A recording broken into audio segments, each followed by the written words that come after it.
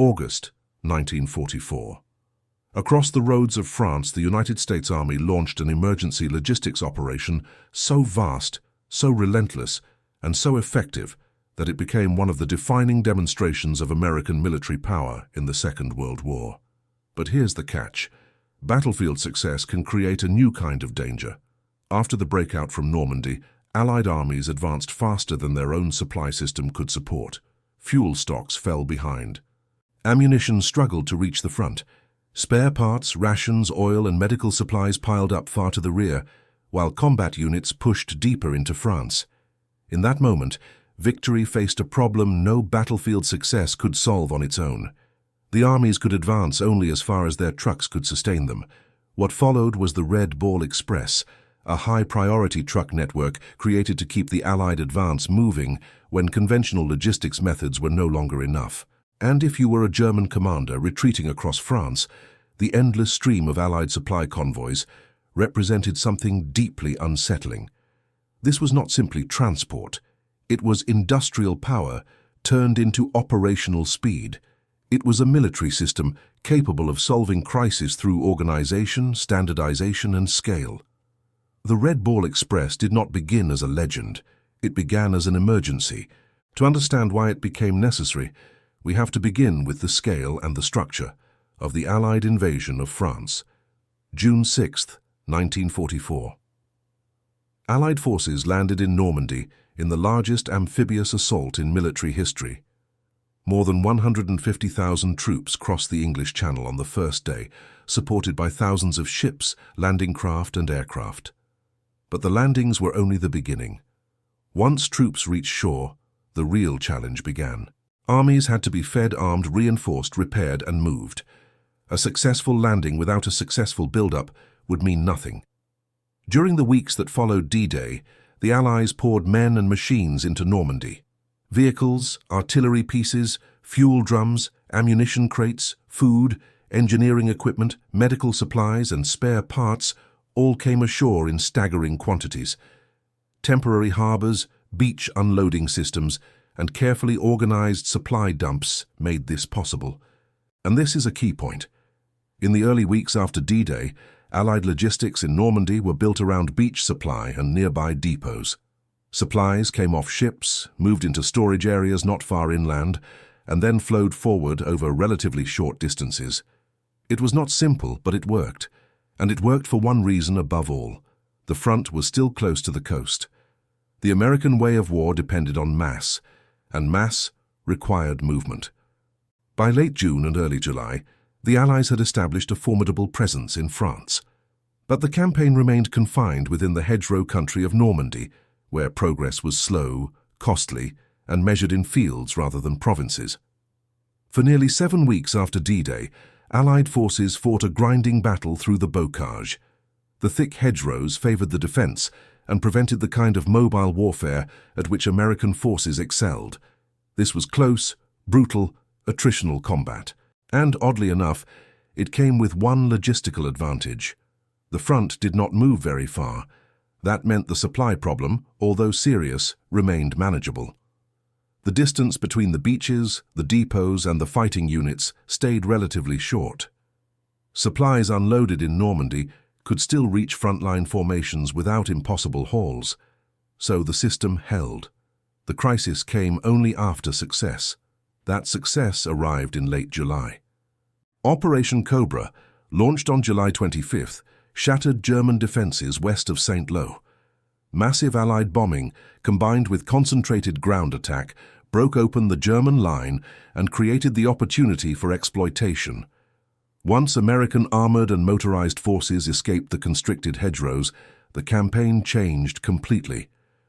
What had been a slow battle became a race.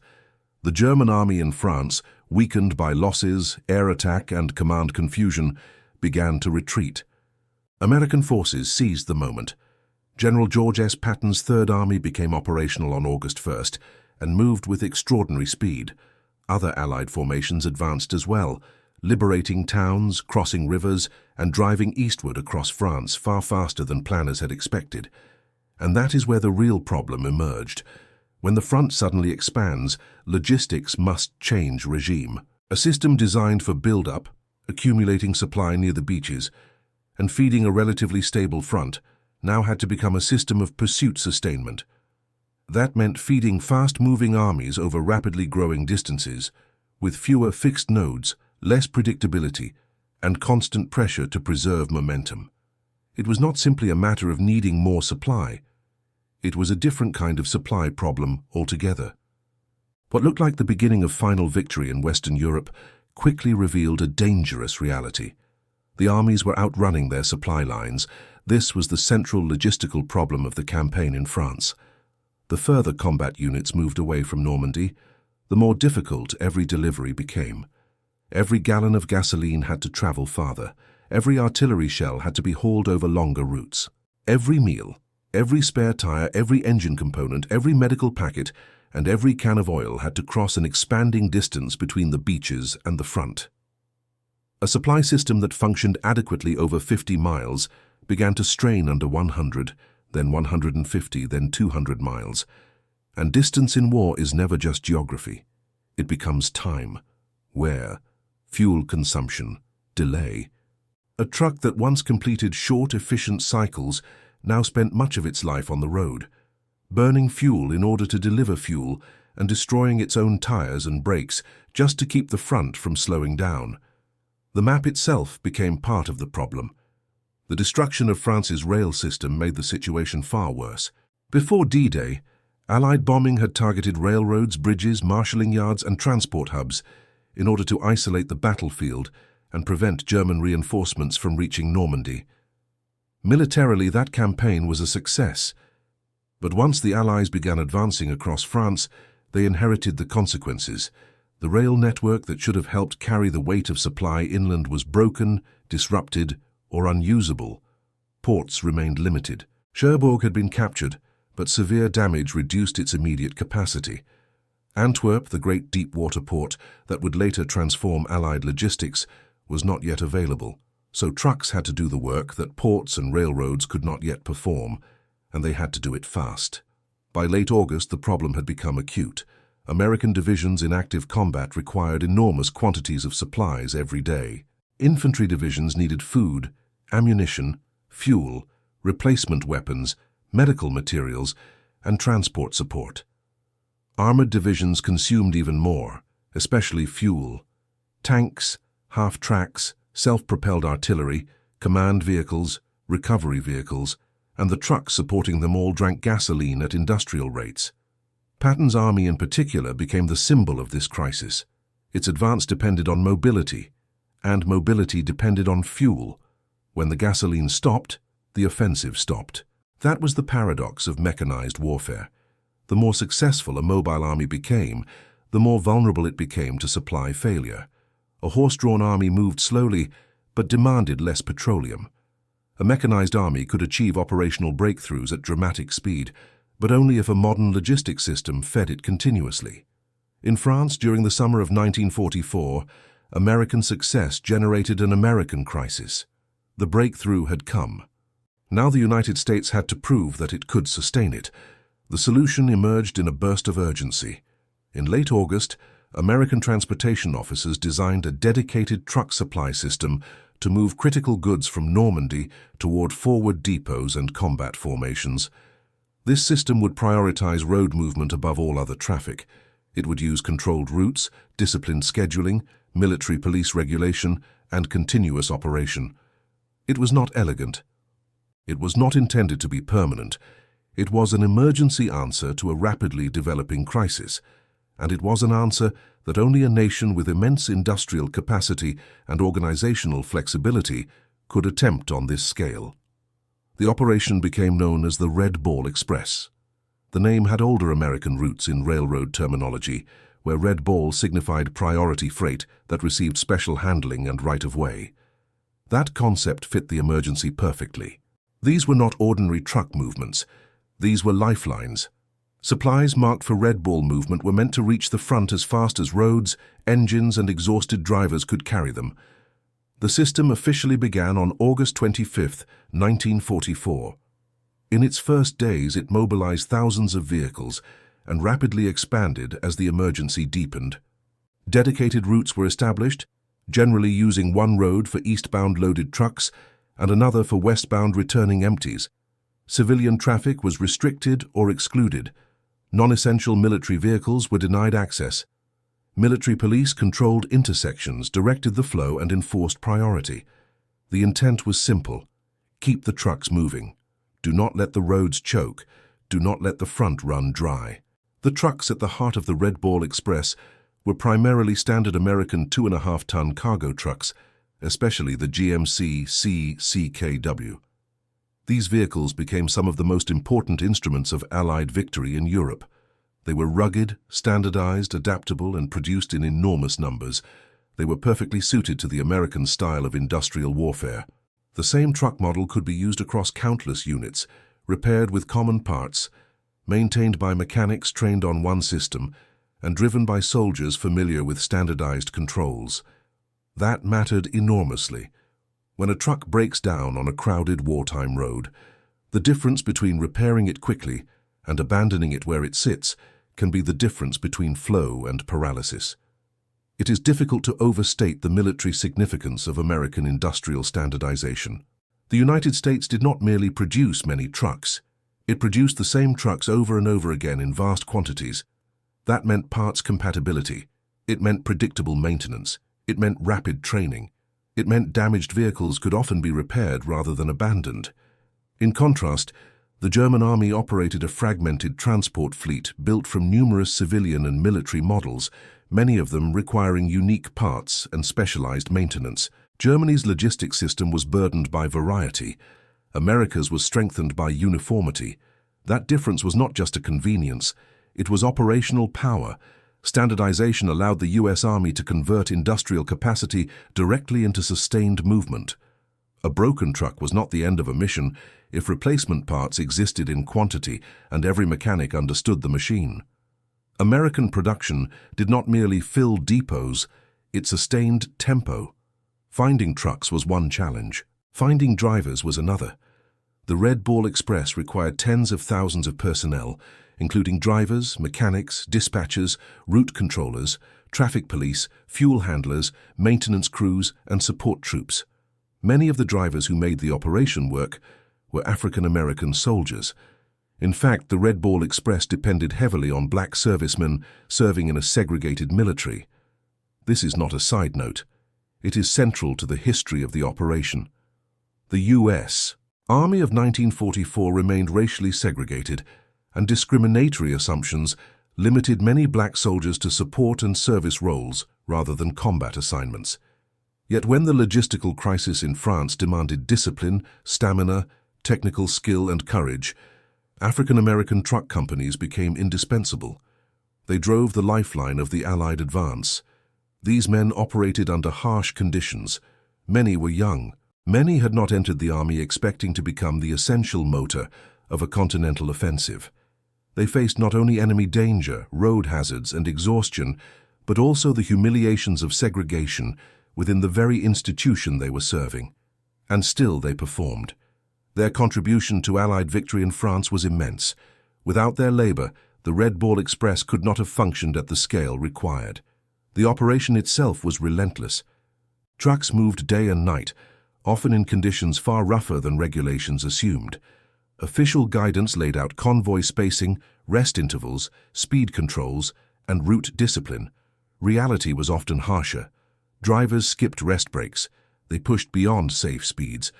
They improvised repairs at the roadside. They operated under constant pressure to deliver. Headlights were restricted at night. Dust clogged vision by day. Mud, mechanical breakdowns, congestion, and fatigue became routine. A round trip could be exhausting even under ideal conditions. Under Red Ball conditions, ideal was rare. Roads damaged by war and overloaded by traffic punished vehicles continuously. Tires wore out quickly, engines overheated, brakes failed, axles broke.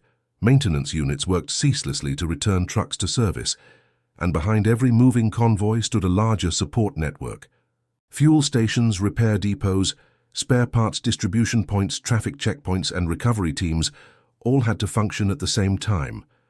The Red Ball Express was not just trucks on roads.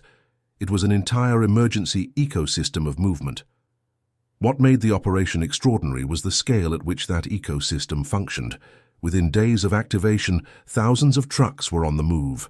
Tonnage surged rapidly. At peak performance, the Red Ball Express delivered more than 12,000 tons of supplies in a single day. Across roughly 11 weeks of operation, it moved more than 400,000 tons. Fuel made up a large share of that traffic, but the convoys also carried ammunition, rations, oil, engineering supplies, and spare parts. Every load mattered. Every missed delivery risked slowing the entire Allied offensive. The mathematics behind the system reveal why it was so impressive. A truck carrying a useful load to the front also consumed fuel to make the journey. It suffered wear with every mile. It required a driver, maintenance support, and time to reload after returning. As distances increased, efficiency naturally declined. A truck hauling supplies 50 miles could complete more cycles than one hauling them 200 miles. The achievement of the Red Ball Express was not that it eliminated this reality. It did something harder. It accepted the physics of distance and compensated through mass, priority, and organization. If longer routes reduced efficiency, the United States responded with more trucks, more drivers, more fuel, and tighter control. This was where American industrial power reached the battlefield in one of its purest forms. Not as a dramatic weapon, not as a new tank or bomber, but as a road system forced to behave like a conveyor belt, hauling war forward faster than geography should have allowed. The Red Ball Express was not glamorous, but it was revealing. It made clear that American power in the Second World War was not measured only in tanks and aircraft. It was measured in the ability to sustain movement after the breakthrough had already happened. Tactical success could destroy an enemy line. Logistical superiority could turn that destruction into operational collapse. German forces felt that difference immediately. Traditional military doctrine assumed that an advancing army would eventually be forced to pause. Supply lines would stretch, ammunition would run low, fuel shortages would interrupt pursuit, counterattacks could then exploit that pause. This logic had shaped warfare for generations, but the Red Ball Express reduced those pauses and, in critical moments, helped prevent them altogether. To a German commander retreating across France, the sight of convoys flowing continuously toward the front represented something profoundly modern and profoundly dangerous. It meant the Americans were not depending on one rail line, one depot, or one narrow schedule. They were pouring industrial capacity onto the roads themselves. They were transforming highways into military arteries. They were replacing predictable logistical pauses with sustained pressure. The contrast with German logistics was severe. Despite the popular image of German mechanized warfare, much of the Wehrmacht remained heavily dependent on horses throughout the war. German divisions often mixed a small number of motor vehicles with large quantities of horse-drawn transport. That structure imposed limits on speed, endurance, and supply throughput. Horses needed fodder, water, rest, and veterinary support. They could not match the pace of motorized American transport. Nor could Germany's fragmented vehicle inventory match the efficiency of standardized American maintenance and replacement systems. This disparity helps explain the deeper significance of the Red Ball Express. The operation was not merely a successful improvisation. It was a visible symptom of a much larger imbalance between the United States and Nazi Germany. America possessed an industrial system capable of producing standardized equipment in overwhelming numbers. It possessed access to fuel on a scale Germany could not match. It possessed a transportation doctrine that embraced mass motorization, and crucially, it possessed the organizational culture to adapt those resources quickly under wartime pressure. That adaptability deserves emphasis. The Red Ball Express was not the unfolding of a perfect master plan conceived years earlier. It was a crisis response. Officers had to identify the bottleneck, assign resources, establish routes, coordinate personnel, enforce traffic discipline, and maintain flow under battlefield conditions. That the system emerged so quickly is one of the most impressive features of the entire episode. It reflected not only industrial power, but administrative competence. Administrative competence rarely receives the attention given to battlefield heroics. but in modern war, it can be decisive. An army that cannot direct traffic efficiently may lose operational opportunity just as surely as an army that loses a battle. A depot mismanaged can be as dangerous as a hill lost. The Red Ball Express succeeded because the United States Army combined scale with organization. It was not enough to own thousands of trucks. Those trucks had to be routed, loaded, maintained, fueled, dispatched, and integrated into a functioning system. That is what American logistics achieved. The drivers themselves lived the human reality of this achievement. For many of them, the road was a place of danger, monotony, fear, and exhaustion all at once. They drove through blacked-out nights and congested days. They passed wreckage, abandoned equipment, bomb damage, and the debris of retreating war. They faced accidents more often than enemy attack, but the risk of hostile action was never absent. Some convoys came under fire. Some trucks crashed from fatigue. Some drivers went far beyond their physical limits because the needs at the front allowed no margin for comfort, and still the convoys rolled. That persistence is part of what made the Red Ball Express a symbol. It was endurance on wheels. It was the refusal to let success stall. It was proof that the United States did not merely win battles and hope supply would catch up later. It built the mechanism that allowed momentum to continue. The operation reached its greatest intensity during the late summer and early autumn of 1944. At its peak, the Red Ball Express involved nearly 6,000 vehicles and delivered thousands of tons daily. But scale alone does not explain its importance. Timing mattered just as much. The operation functioned during the exact period when Allied opportunity was greatest and logistical vulnerability was most dangerous. It helped bridge the gap between the Normandy lodgment and the restoration of more efficient supply methods through ports and railroads. As autumn progressed, conditions slowly changed. Rail lines were repaired. Additional supply routes were organized. New express systems supplemented the original Red Ball network. The eventual opening of Antwerp transformed the strategic logistics picture by providing a major port much closer to the front. As these improvements took hold, the emergency intensity of the Red Ball Express diminished. On November 16, 1944, the original operation officially ended. By that point, however, its place in military history was secure. In just under 3 months, it had demonstrated that road transport, if sufficiently prioritized and massively supported, could sustain major offensive operations over distances many had considered impractical. It had proven that the United States could improvise large-scale logistics in combat conditions and maintain a tempo that German planners found difficult to comprehend. And it had shown that the true reach of American power lay not only in production, but in delivery. The Red Ball Express also left a legacy beyond tonnage statistics. It became part of a broader lesson about modern warfare. Armies do not fight only with what they possess. They fight with what they can move. A gun in a depot is not firepower until ammunition reaches it. A tank in an assembly area is not mobility until its fuel arrives. A division on paper is not combat power until food, medicine, spare parts, and communications equipment support it in the field. The Red Ball Express embodied this truth more clearly than almost any operation in the European war. Its human legacy matters just as much. The African-American soldiers who carried so much of this burden performed under circumstances shaped by both military necessity and racial injustice. Their service exposed the contradiction at the heart of wartime America.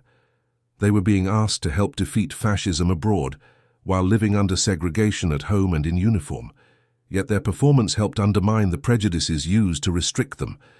Competence under pressure has a way of exposing bad theory.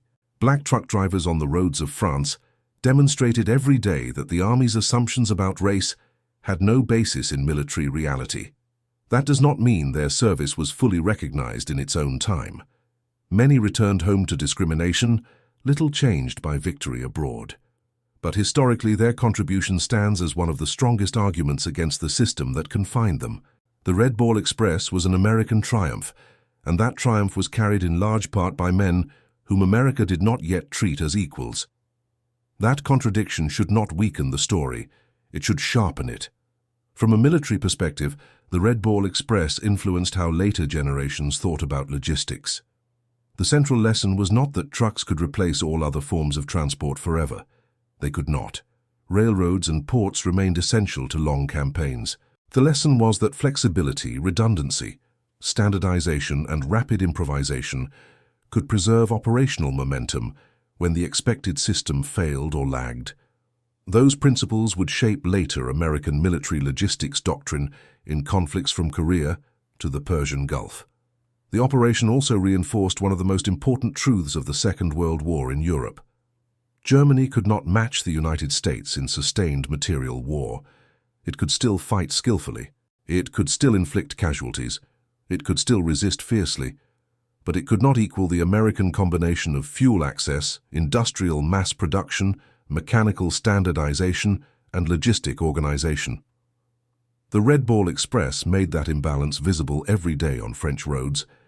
This is why the operation deserves to be remembered not as a colorful side story, but as a major chapter in the destruction of Nazi power in Western Europe. The men at the front depended on what came up the road behind them. The ability of American artillery to fire, of American tanks to maneuver, of American infantry to eat, and of American commanders to maintain pressure, all rested on the success of this logistical machine. The road to Germany was not only fought over, it was supplied into existence. Even some of the war's senior leaders understood this clearly. American commanders recognized that the humble 2.5-ton truck was among the most valuable weapons in Europe, not because it destroyed targets directly, but because it enabled every other weapon to function. Modern war had become a contest not only of firepower but of throughput, not only of tactics but of sustainment, not only of bravery but of systems. That is the lasting significance of the Red Ball Express. It was the moment when the hidden power of logistics became impossible to ignore. It showed that the United States had built more than a powerful army. It had built an army that could move, recover, adapt, and endure at a scale unprecedented in history. It showed that industrial civilization, when organized for war, could produce effects on the battlefield far beyond the immediate line of combat. In the final analysis, the Red Ball Express was proof that American victory in Europe depended on more than battlefield courage, though courage was abundant. It depended on more than good generals, though leadership mattered. It depended on a national capacity to mobilize machines, fuel, roads, labor, planning, and discipline into a coherent instrument of war. The convoys that rolled through France in late 1944 carried gasoline, ammunition, rations, and spare parts. But they carried something else as well. They carried the full weight of American industry, organization, and resolve. That was the real message visible to anyone watching those trucks pass day and night across the French countryside. America had not merely arrived in Europe with armies, it had arrived with a system. And that system could sustain pressure on a scale the German war machine could no longer survive. The Red Ball Express lasted only 83 days. But during those 83 days, it helped ensure that Allied armies would not stop for lack of movement, lack of fuel, or lack of supply at the very moment when speed mattered most. It helped convert breakout into pursuit, pursuit into pressure, and pressure into strategic collapse. It made clear that in modern mechanized war, the side that can keep moving holds an advantage no amount of battlefield skill can easily overcome. And on the roads of France in 1944, no nation in the world could keep moving like the United States.